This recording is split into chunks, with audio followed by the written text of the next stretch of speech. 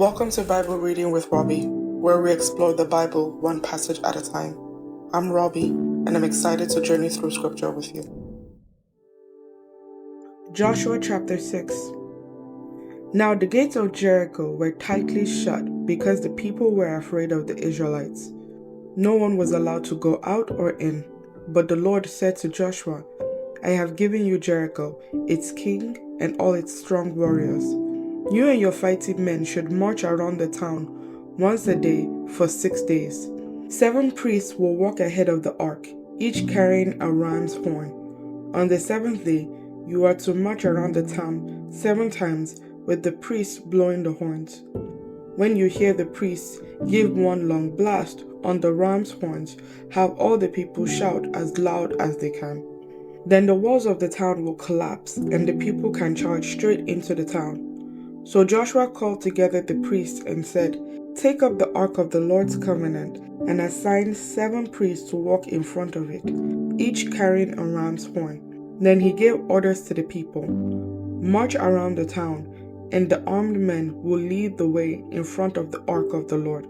After Joshua spoke to the people, the 7 priests with the ram's horns started marching in the presence of the Lord, blowing the horns as they marched, and the ark of the Lord's covenant followed behind them.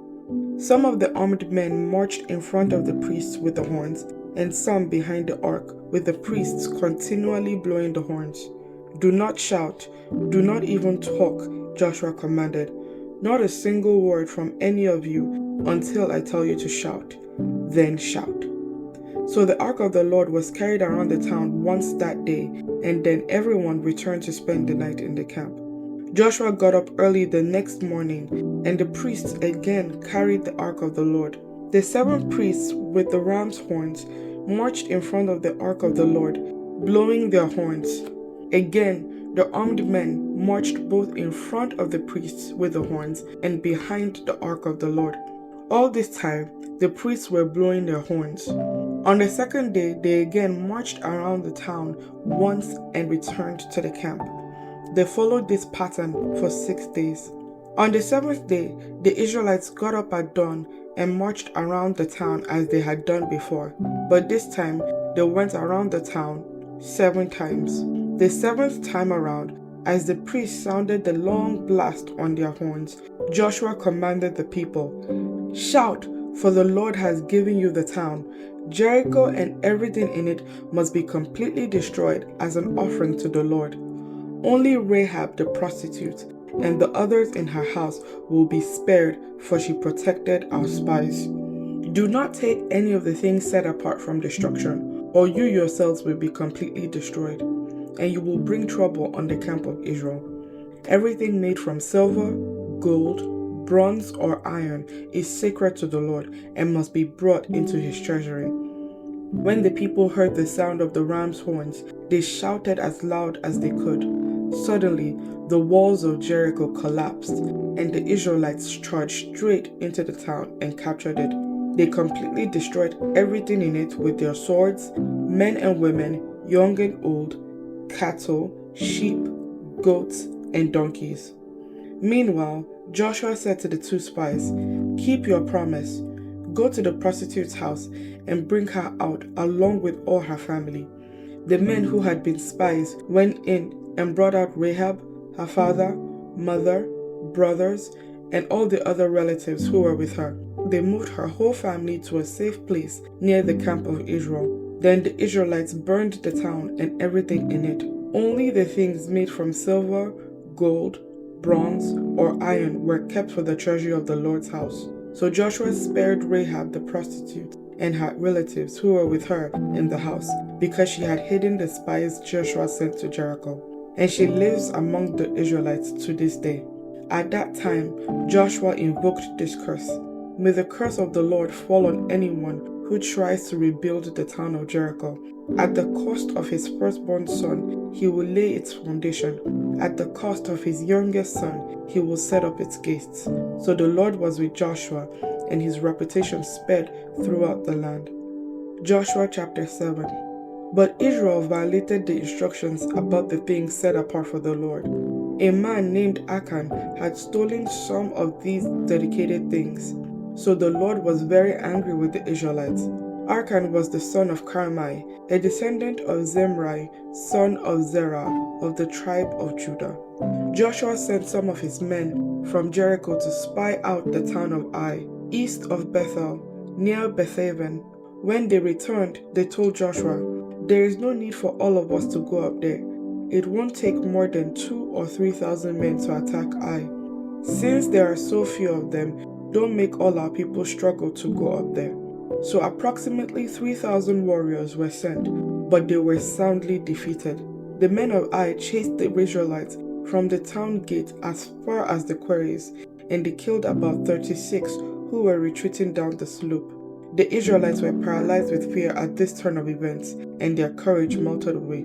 Joshua and the elders of Israel tore their clothing in dismay, threw dust on their heads, and bowed face down to the ground before the ark of the Lord until evening. Then Joshua cried out, "O sovereign Lord, why did you bring us across the Jordan River if you are going to let the Amorites kill us? If only we had been content to stay on the other side. Lord, what can I say now that Israel has fled from its enemies? For when the Canaanites and all the other people living in the land hear about it, they will surround us and wipe our name off the face of the earth. And then what will happen to the honor of your great name?" But the Lord said to Joshua, "Get up. Why are you lying on your face like this? Israel has sinned and broken my covenant. They have stolen some of the things that I commanded must be set apart for me, and they have not only stolen them, but have lied about it and hidden the things among their own belongings. That is why the Israelites are running from their enemies in defeat. For now, Israel itself has been set apart for destruction. I will not remain with you any longer unless you destroy the things among you that were set apart for destruction. Get up, command the people to purify themselves in preparation for tomorrow. For this is what the Lord, the God of Israel, says. Hidden among you, O Israel, are things set apart for the Lord. You will never defeat your enemies until you remove these things from among you. In the morning, you must present yourselves by tribe, and the Lord will point out the tribe to which the guilty man belongs. That tribe must come forward with its clans, and the Lord will point out the guilty clan. That clan will then come forward, and the Lord will point out the guilty family. Finally, each member of the guilty family must come forward one by one.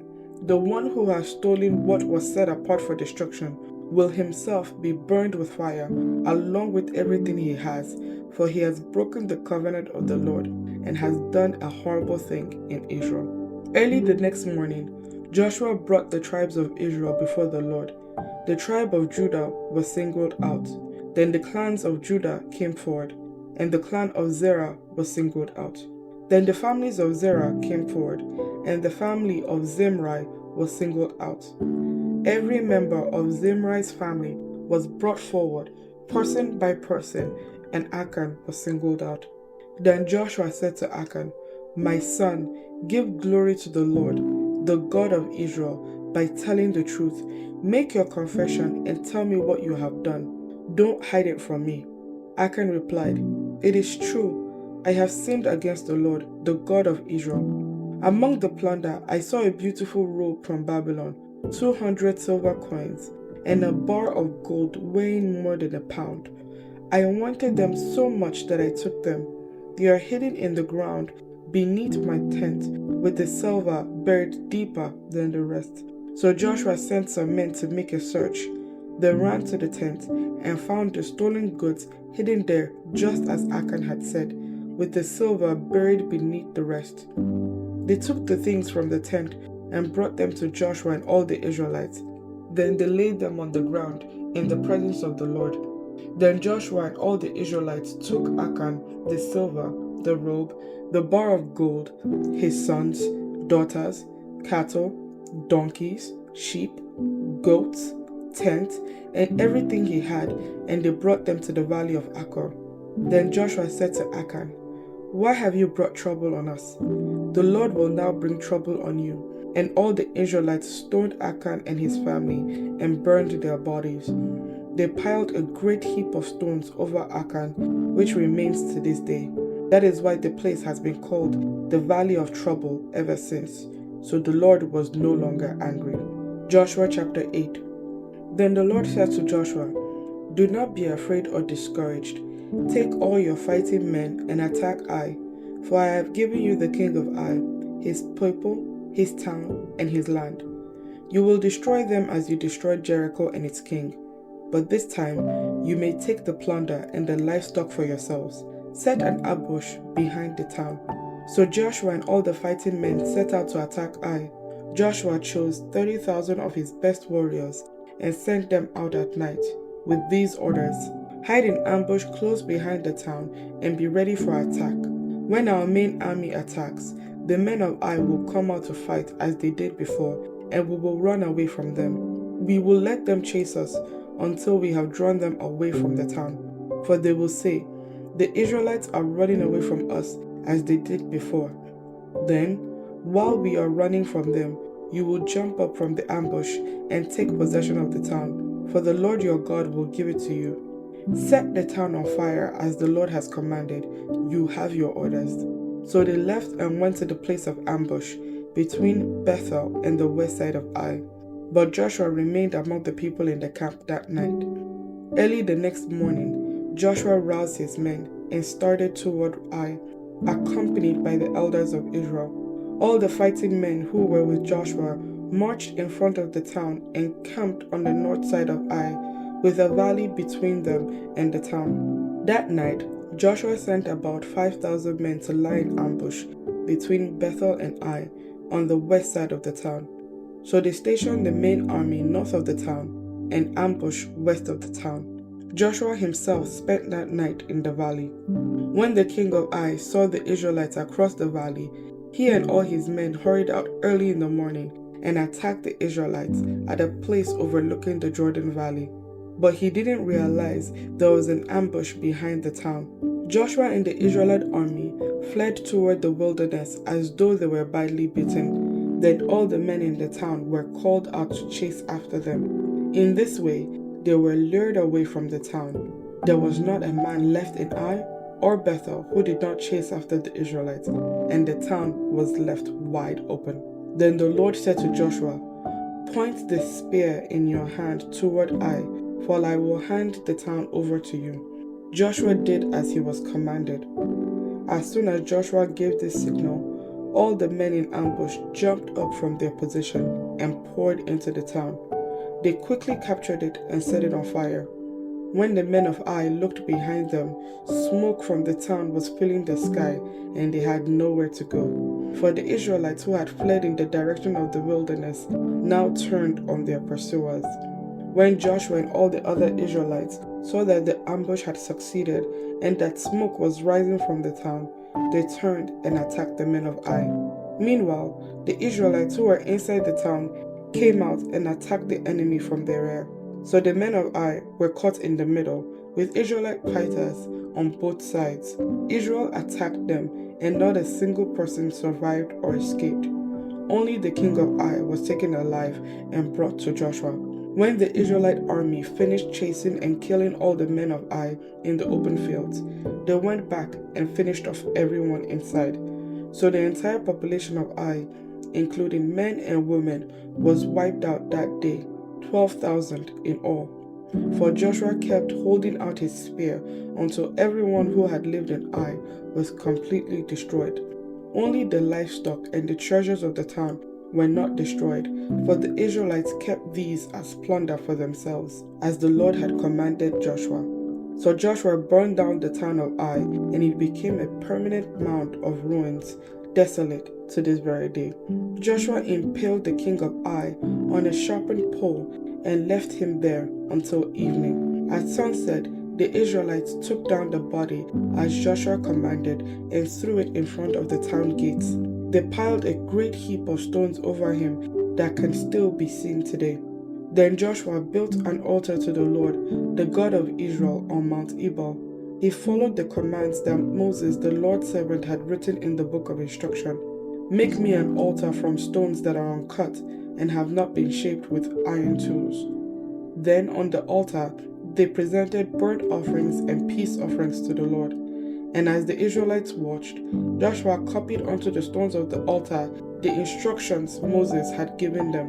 Then all the Israelites, foreigners and native-born alike, along with the elders, officers, and judges, were divided into two groups. One group stood in front of Mount Gerizim, the other in front of Mount Ebal. Each group faced the other, and between them stood the Levitical priests carrying the Ark of the Lord's covenant.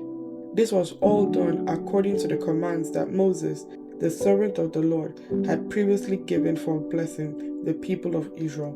Joshua then read to them all the blessings and curses Moses had written in the book of instruction. Every word of every command that Moses had ever given was read to the entire assembly of Israel, including the women and children and the foreigners who lived among them. May the Lord bless the reading of His Word. Thank you for joining me on this episode of Bible Reading with Robbie. If you enjoyed our time together, please subscribe and share this podcast with others. Join us next time as we continue on our journey through Scripture. Until then, stay blessed.